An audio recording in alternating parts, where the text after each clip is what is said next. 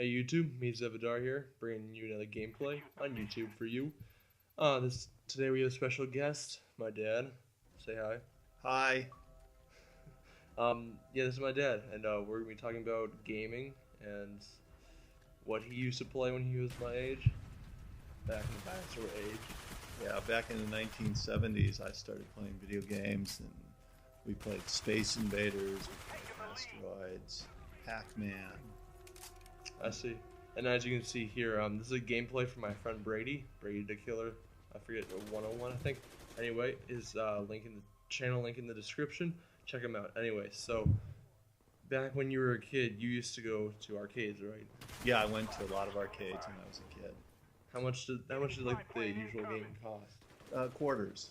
25 cents for a game was pretty standard, or sometimes I think you got two plays for a quarter, especially on pinball machines. Oh, okay. I used to play a lot of pinball machines. So as you know, as being my dad, I play Halo and Call of Duty a lot. Did you have a favorite game? I think my favorite game in the pinball era was Lost World. Not It was a pinball machine. And then Space Invaders was my favorite video game. I like that game too. I really rarely play it. We used to play games at a place. The arcade I remember the best was this place called Hotter Than Mother's Music in Mount Prospect, Illinois. And it was just pinball machines. I don't know what they were talking about with the music, but that was a place that was sort of a legendary little pinball I think in the Midwest. Okay, well I've never heard of it, so it could be legendary for all those older viewers out there. Yeah.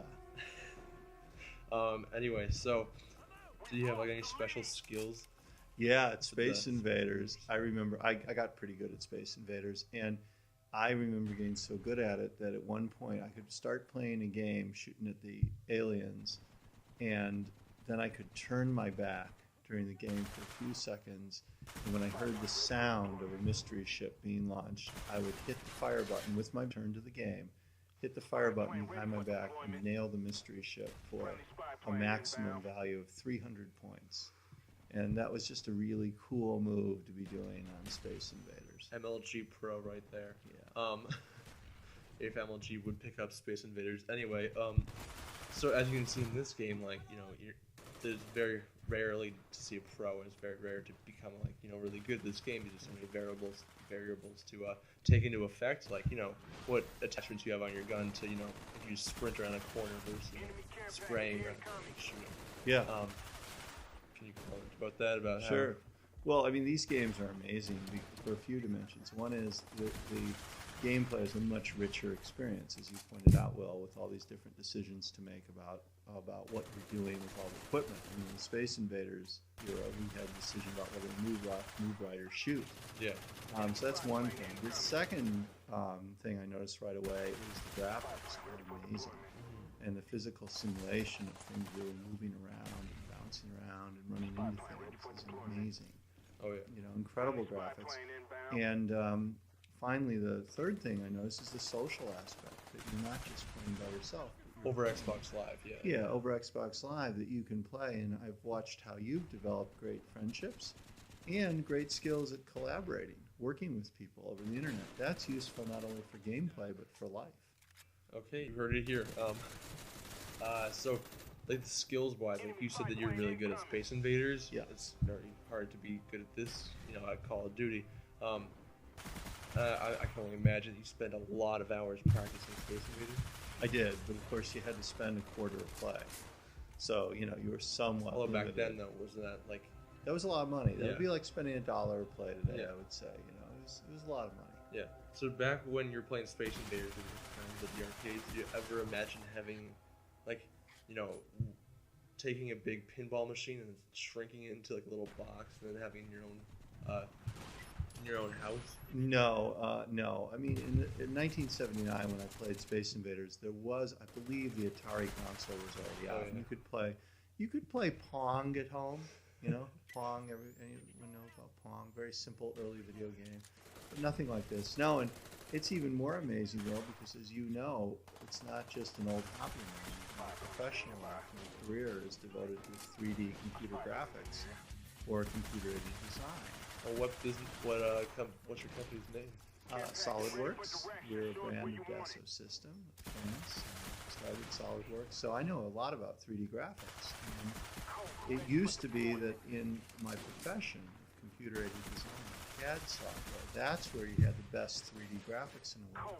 But that's changed. Oh yeah. I mean, the stuff being built for video games is well, it's become a very competitive business, you know, with Treyarch and Infinity War. I know that you don't know what that means, like you know what those are, but they're like the SolidWorks of gaming. So Infinity War made this really bad version of Call of Duty because it's all broken because the community could hack into it and change it and whatnot. Then Treyarch made Black Ops, which is this one. So they were written by different companies. Yes. And they switch off. So I didn't know that. Call of Duty 1 through 3 was Treyarch, then 4 was Infinity Ward, and then 5 was Treyarch, 6 was Infinity Ward, and now 7, which is this, is Treyarch. Cool. I didn't know that. You taught me something today. And so yeah, we're actually using some of the video game software and hardware in SolidWorks to generate great CAD because it's really good stuff. The physics engine we use to simulate motion of machines that people will be designing. And so on and off, like sort of a new topic. Do you think that I play too much? well, William, I'd say You be honest. I think you play too much. I sort of wish you'd play a little less, but I don't think it's too much. You know, you got 100% of all your homework done this last term. I was pretty proud of you for that.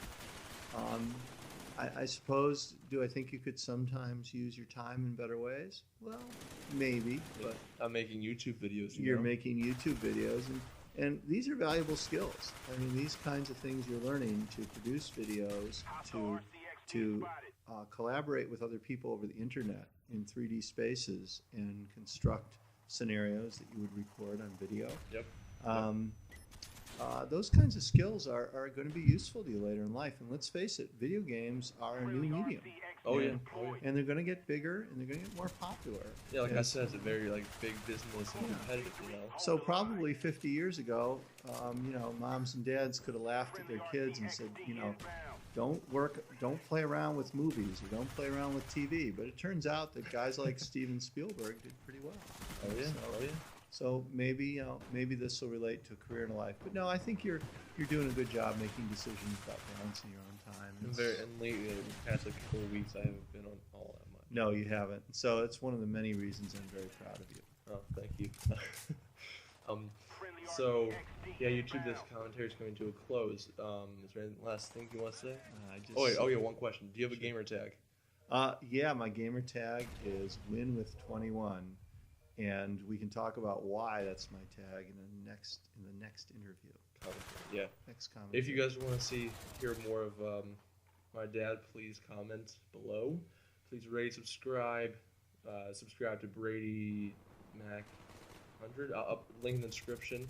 Anyway, this gameplay is coming to a close. My friend did really well. Team Deathmatch Jungle, you know where it's at.